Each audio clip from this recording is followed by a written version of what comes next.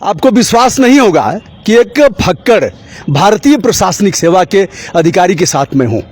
जी हाँ, अपनी शुरुआत भारतीय सेना से शुरू किया, बाद में भारतीय प्रशासनिक सेवा, और हमारे यहाँ गाजीपुर के डीएम रहे लगभग 42 साल पहले श्री कमल टावरी साहब, फैजाबाद और अन्य जगहों पर कमिश्नर, सचिव, प्रमुख सचिव, पीएमओ से लेकर के योजना आयोग तक की यात्रा करने के उपरांत 2006 में सेवानिवृत्त होते हैं।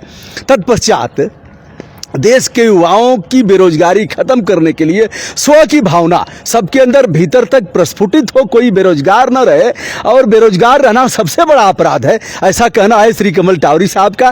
फक्कड़ जीवन है, और इसी तरह से यही सर विनम्र भाव से आपको प्रणाम करता हूँ। बहुत धन्यवाद, प्रणाम, नमस्कार। और देखिए, नंगे पाँव हैं, हम लोगों ने जूता चप्पल पहना है, ऐसे ही कभी ऑटो में कभी रिक्शा पर ऐसे ही चलते रहते हैं।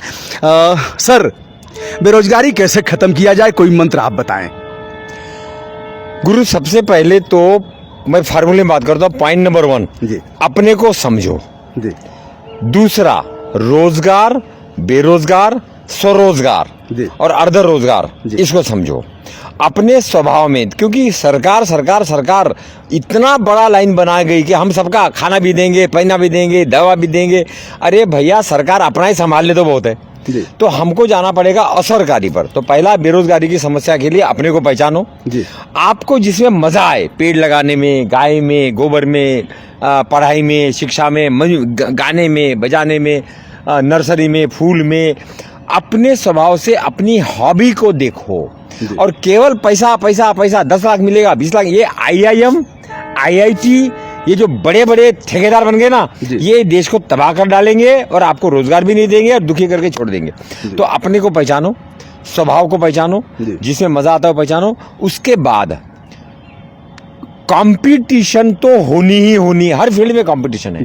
आप सोचो, जैसा शिवाजी गनिमी कावा लड़ते थे, मुगलों से सीधा नहीं लड़ते थे। आपको पहाड़ में, पेड़ में, गाय में, गोबर में, दूध में, जैविक में धंधे ढूंढने पड़ेंगे अपने लिए। और इसके लिए जब आप लर्न कर रहे हो, पढ़ाई, स्कूल, 3 डिग्री, 4 डिग्री, PhD कर लिया, अरे निकला क्या? Learn and earn. छोटा लर्न एंड अर्न शुरू करो। और उसका सारा डिटेल हमारे पास है। हम चाहते हैं वाइस चांसलर्स, एजुकेशन मिनिस्टर्स, जाति के लोग, समाज के लोग, परिवार के लोग जरा सोचे कि हम लोगों को कितना, मैं शब्द बहुत अच्छा बोल रहा हूँ, बेवकूफ बनाएंगे। क्योंकि हमको जगाना पड़ेगा कि सरकार सबका ठेका नहीं ले सकती, हमको अपना ठेका खुद लेना पड़ेगा। अपो दीपो भव बनना पड़ेगा। मोटा सा 8000 ब्लॉक है देश के। 8000 ब्लॉक में अगर हम एक ब्लॉक में 1000 रोजगार का प्लान करें, गाय, बैल, पेड़, पानी, नीम, तिरछी, तालाब, खाली पड़ी है जमीनें, तो हम 1 करोड़ लोगों का रोजगार का ठेका ले सकते हैं। मगर वो टाई के साथ नहीं, वो मोजो और जूतों के साथ नहीं, वो AC कमरे में बैठकर नहीं होगा। वो आंवला, नीम, तुलसी, जड़ी बूटी कदर करना पड़ेगा और हर एक को अपना भविष्य खुद बनाना पड़ेगा। अपो दीप भव। जी। सर, लोग कहेंगे कि सेवानिवृत्ति के बाद कमल टावरी साहब यह सब सिद्धांत बता रहे हैं। अकल आई। सेवाओं में रहते हुए आपने जैसे कुछ किया हो इस क्षेत्र में, क्या सेवा? आपका बड़ा आभारी हूँ, आपने नम्र उस पे हाथ रख दिया न, क्या बोलते हैं वो, पीड़ा वाली। जी। कमल टावरी ने अपनी किताबों में 40 साल में जहाँ जहाँ मैं पोस्टेड रहा, जी, जो मैंने किया नहीं किया, जो मैंने पंगे लिए, जो मैंने नम्रता से बर्ताव किया, उसका विवरण दे दिया है। मैं जहाँ रहा हूँ, मुझे खुशी है, आप मेरा थोड़ा हिसाब भी रखते, गाजीपुर में कब था, ये कब था, वो कब था, वो पता नहीं आपने। मेरा पॉइंट ये है, अब हम जैसे है वैसे है। मैंने ट्रांसपोर्ट में काम किए, गोरखपुर में मुझे ड्राइवर कंडक्टर ने मारा, पुलिस में कुछ नहीं हुआ, इसमें नहीं हुआ। मैं निगेटिव की बात नहीं सोचता, लेकिन पाठ लेता हूँ। एक, मैं जहाँ भी रहा, मैंने जनतांत्रिक, लोकतांत्रिक, मैंने शपथ ली है संविधान की। और इसलिए संविधान जिनका लिए है, we the people of India. तो मेरा तो टारगेट सदैव रहा है, मैं सिविल सर्वेंट हूँ, शपथ लिया है संविधान की, संविधान है लोगों के लिए। तो मुझे अपना प्रोफेशनल कमिटमेंट, कार्य प्रणाली जन आंदोलन वाली रखना चाहिए, वो मैंने किया है और वही मैं आज भी कर रहा हूँ। तो मैं वो नॉर्मल IAS वाला नहीं हूँ जो AC कमरे में बैठ के, तो जो जैसे है वैसे है। आजकल हमारा है कि भैया जो जैसा है वैसा है, अब आगे करना क्या ये बताओ। तो कमल टावरे का इतिहास जैसा रहा वैसा रहा। अगर अच्छा सर, सुने तो माफ कर देना। सर किसी का दिल दुखाए तो क्षमा। सर, जो नए प्रशासनिक सेवा के अफसर आ रहे हैं, पता नहीं क्यों विशेष अकड़, और उन लोगों ने यह मान लिया है कि हम पब्लिक सर्वेंट नहीं है, जनता के सेवक नहीं है। बहुधा ऐसा देखा जा रहा है। इसके मूल में क्या है? इसका मूल कारण एक ही है जी, जब तक जनता सोई रहेगी, जी, जनता भिखारी रहेगी, जी, जनता परावलंबी रहेगी, जनता जागेगी नहीं, जनता प्रश्न करेगी नहीं, जनता के लिए सरकार है, ये वो केवल भाषणों में नहीं बोलेगी, खुद भी करेगी। साफ सफाई करना, गंदगी करना, ये केवल सरकारी वाले का काम नहीं है।